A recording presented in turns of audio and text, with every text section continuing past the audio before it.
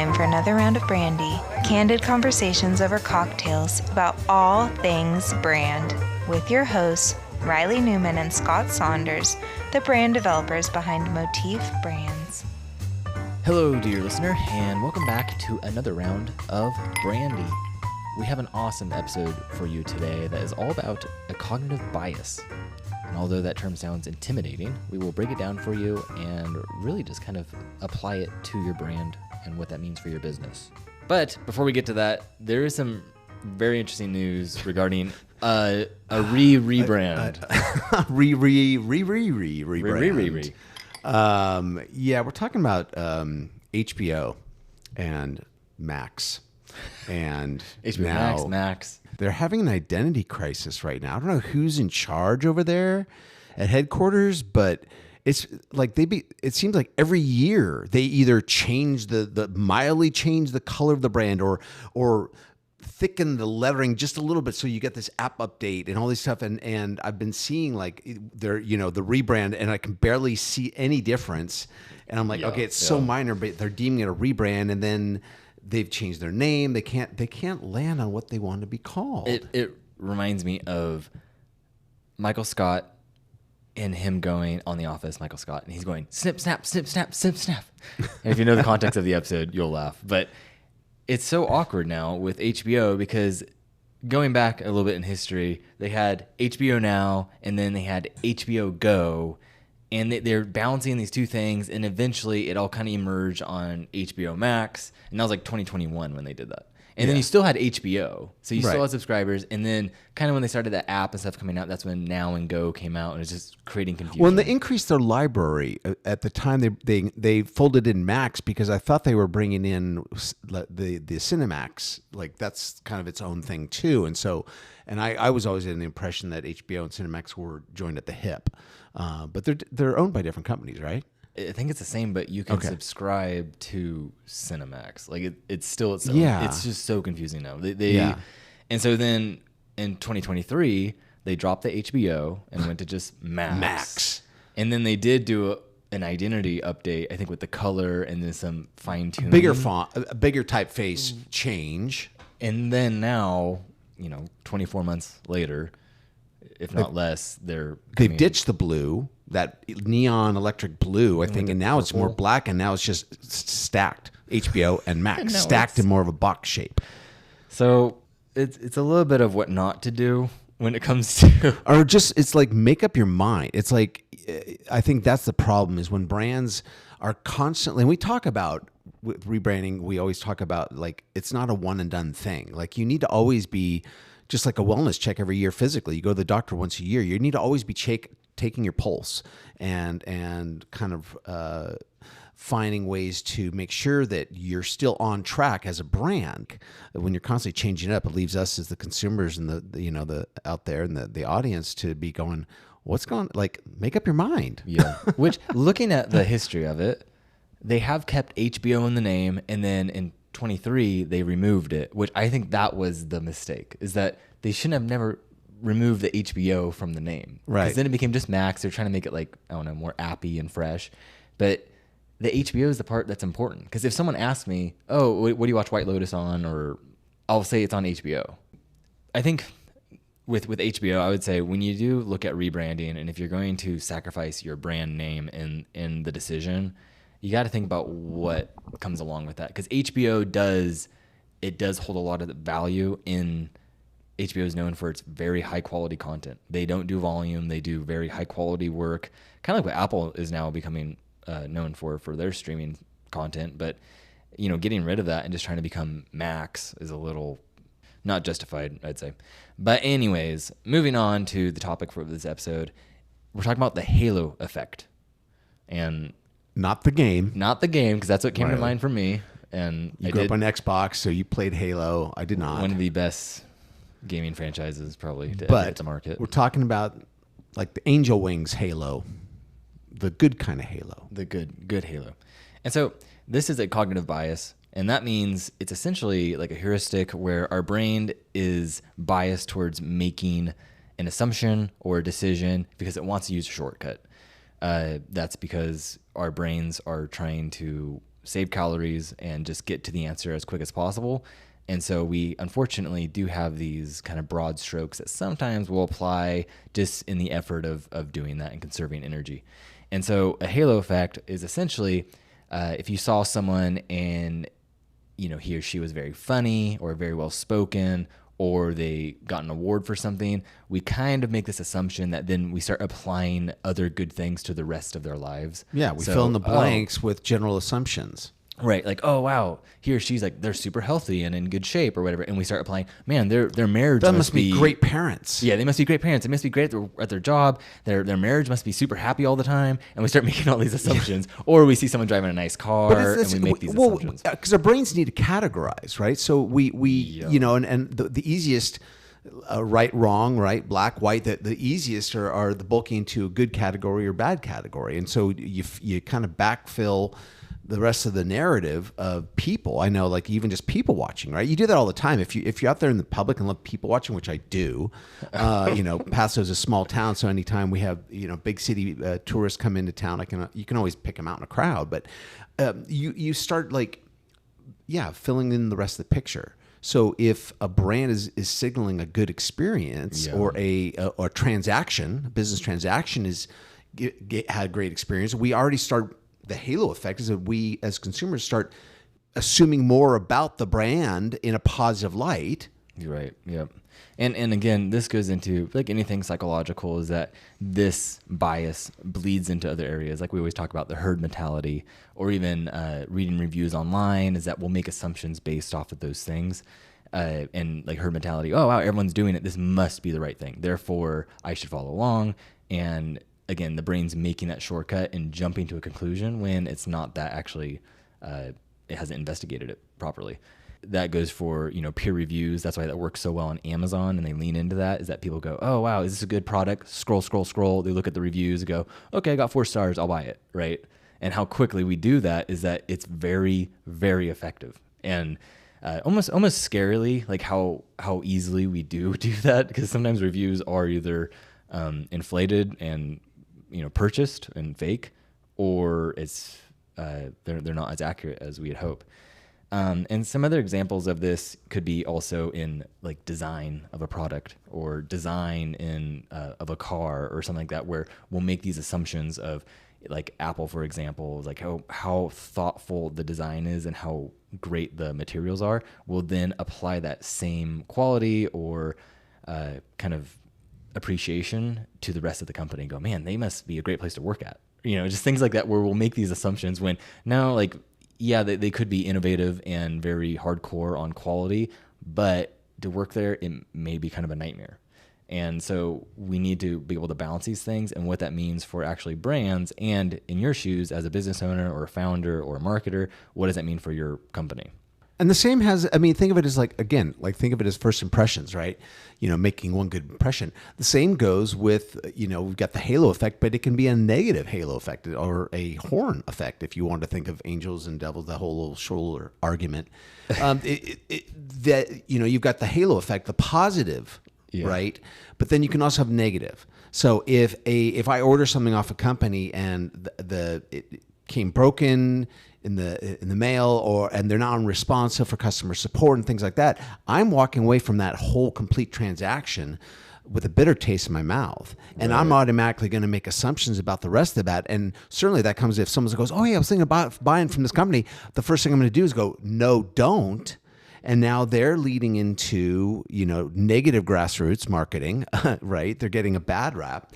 Just why it's for the same reason why a lot of brands of business can be very, you have like an entity like Yelp, where people are leaving really bad reviews, and then you see the owners trying to, if you start looking at threads on Yelp and stuff, you see the owners trying to reach out to resolve things sometimes, because maybe the opinion was they didn't even give the brand an opportunity to try to make something right. Yeah. And this goes into, even beyond the visuals of, okay, how does a brand position itself, or the narrative it deploys into the market of how it's positioning. Let's say a good example of this is actually what Facebook did, where they positioned themselves as this very like eco-friendly and good for the earth and very safe place to be. And that was a lot of like Sheryl Sandberg and stuff helping with the positioning and the narrative that they were putting out there. And instead of being this scary big tech empire, it was actually like, oh no, they're almost innocent. They're like this soft spoken. And Scott Galloway, the professor at NYU, has a lot of great talks on this, and he writes about it a lot. But from there, it's like, oh, we see this fuzzy exterior that's, soft and cuddly of the brand, and then we assume that about the rest of the company. And that's, the interior of it, or even their motives. We'll apply that and go, oh, they are trying to save the world, or they aren't trying to make us addicted to social media and have us click ads and do all of that for revenue. They're actually just trying to, connect people. And that, unfortunately, isn't always the truth. So what's great about the halo effect is that it can actually be this catalyst for building trust really fast. And this is like the good use of it. You're not trying to trick people. Like you're actually doing this authentically, and you're able to go, okay, if we present ourselves a certain way, if we really focus on our presentation, the design of the product, or our storefront, or the way we conduct ourselves on the phone, we can help kind of catalyze this halo effect so that someone then makes that assumption to the rest of our business. And, hopefully that's the truth, and it actually helps them build that trust faster.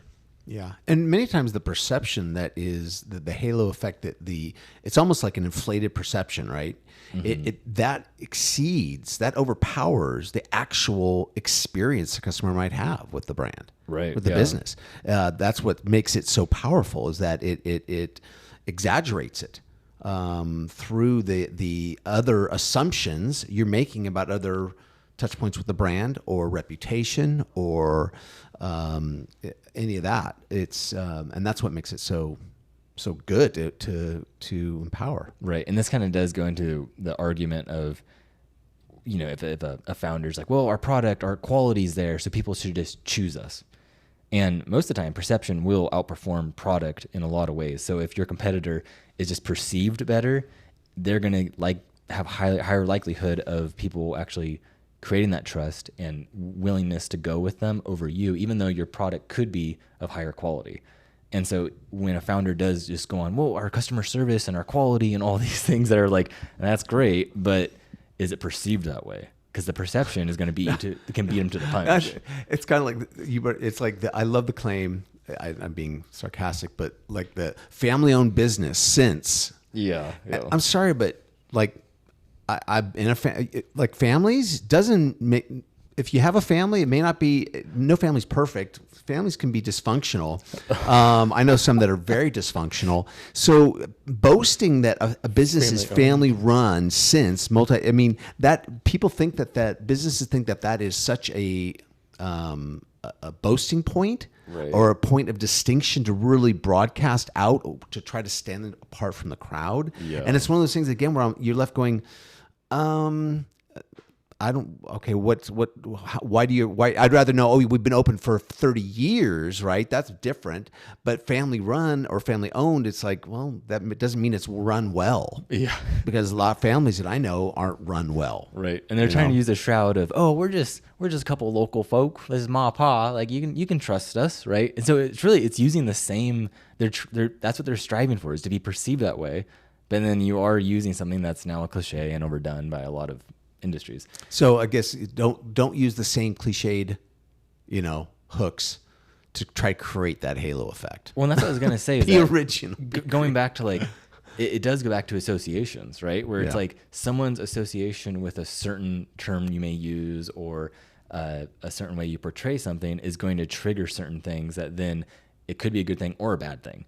And this goes into even like red cars are statistically pulled over more by police officers because for some reason, when we see a red car, we assume it's going faster. And so even we'll add on miles per hour or the speed to a red car just visually because our brains register it. We're associating red with fast. Well, right? It just stands out. Ferrari. When you see nothing but cars on the freeway and you see mostly black, grays, neutral colors, right, and a whole spectrum of them, or even blue. It's like blue and navy. They stand close in the same visual. But when you have a yellow car or a red car, bright red car, moving through traffic, they stand out more. Yeah. And if they look sporty, then you're making, again, assumptions that they're going faster than everyone else. Yeah, and this kind of does bring into, I wanted to highlight that it is, a lot of it is social. Like it's social psychology in a lot of ways, because it is based off of these associations that we make. Yeah. And so us making these jumps and these conclusions, whether it's something that is very social, like peer reviews or herd mentality, but also going further into going, we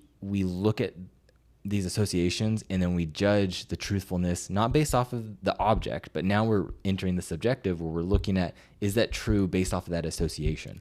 If someone does say family owned and operated, we then hold that in comparison to now our association with that, and we go, is that true? Is that valuable to me, or is that a bad thing? Because that could be a bad thing. Is going, well, I don't want to work with something that's family owned and operated, because I want more of a legitimate company to work with. I want someone who has systems, more established, and they more have resources, staff, they more have an executive. Yeah.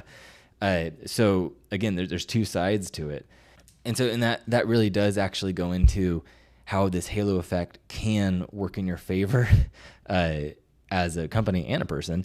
Is that if you approach first with the halo effect, then it can soften the bad things about the company or the person. And they've done studies on this where, let's say you see some guy and the first thing you learn about him is, he donates this much to this charity every year. And then you find out that, but he's had some tax issues in the past, and he's done his time for it, right? But the halo effect then softens the blow of the tax evasion.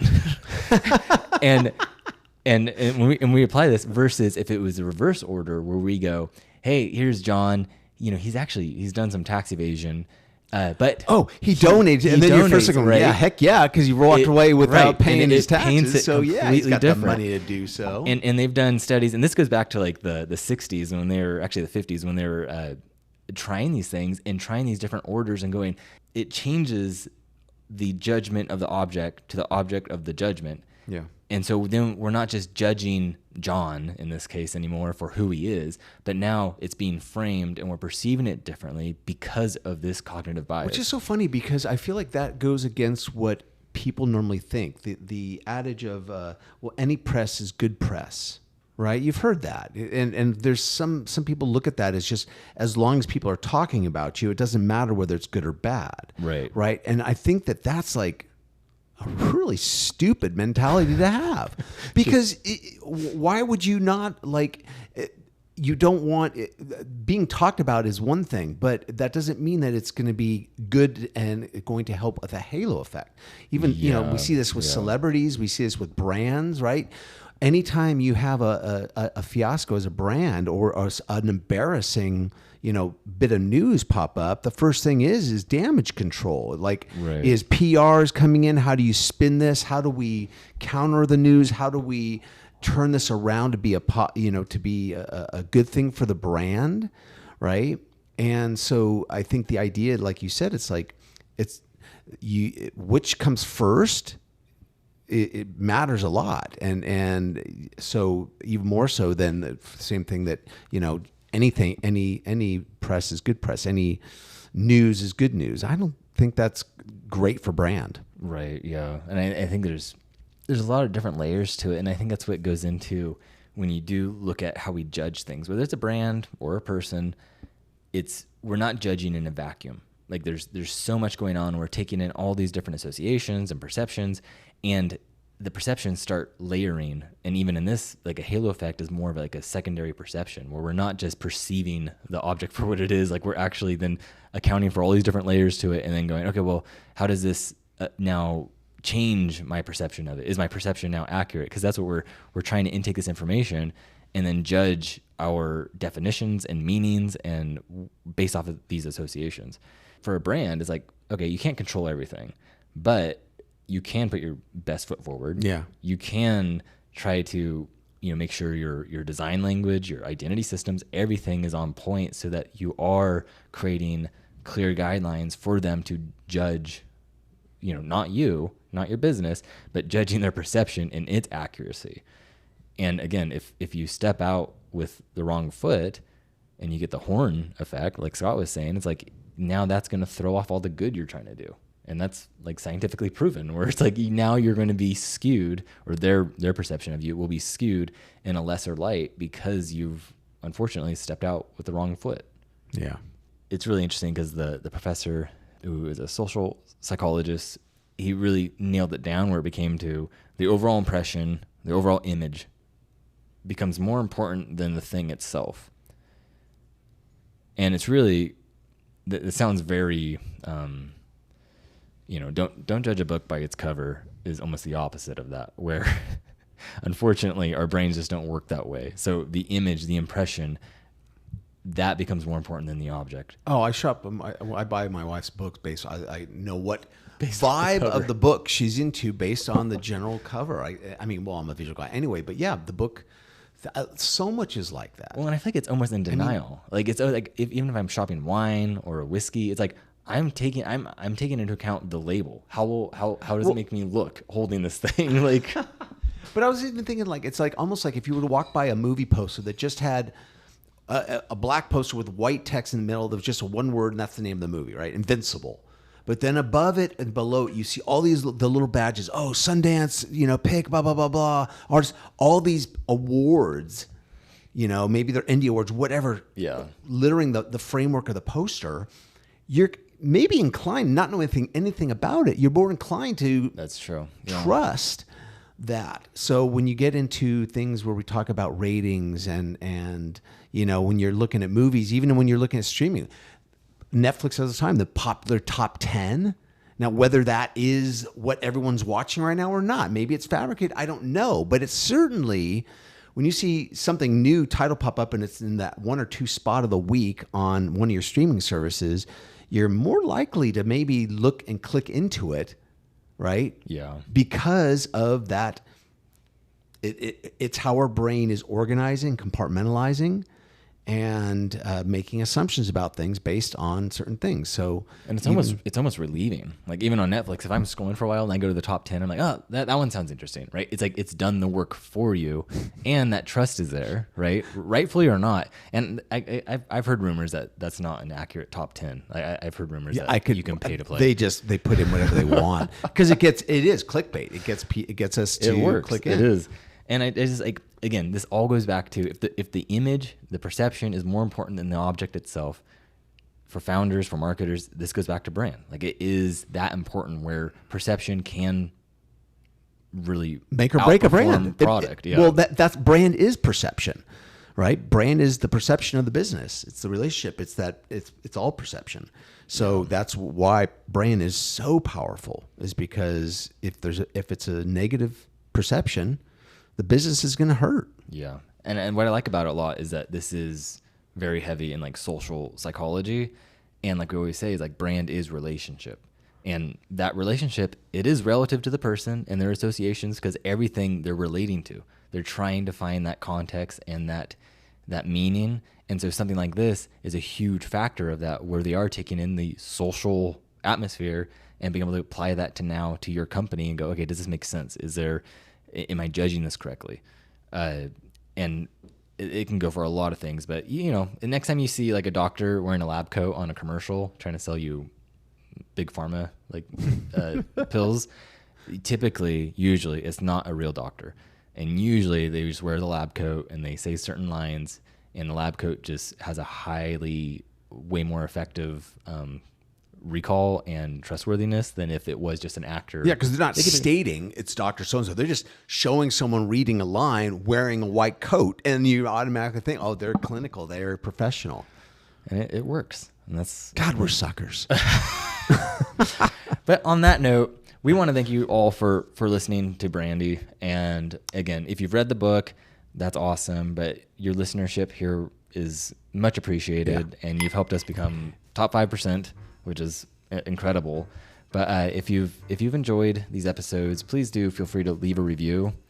Yeah, leave a review. And we also, in the description, I think we're starting to include a link for a form. Yep. And it's just a simple Google form. We're not trying to get your information and use it in any way. It's just, but yeah, if there's a topic you want us to hit on, or a good question that might lead to a topic for us on a coming up episode. Yeah. We'd love to hear from you too. But yeah, please leave us reviews. That'd be fun if this was like a call-in like an old Dude, that radio would station. be. We could look at doing that. It'd have to be a live thing, but yeah, we could, have or they have to come in and have a cocktail with us.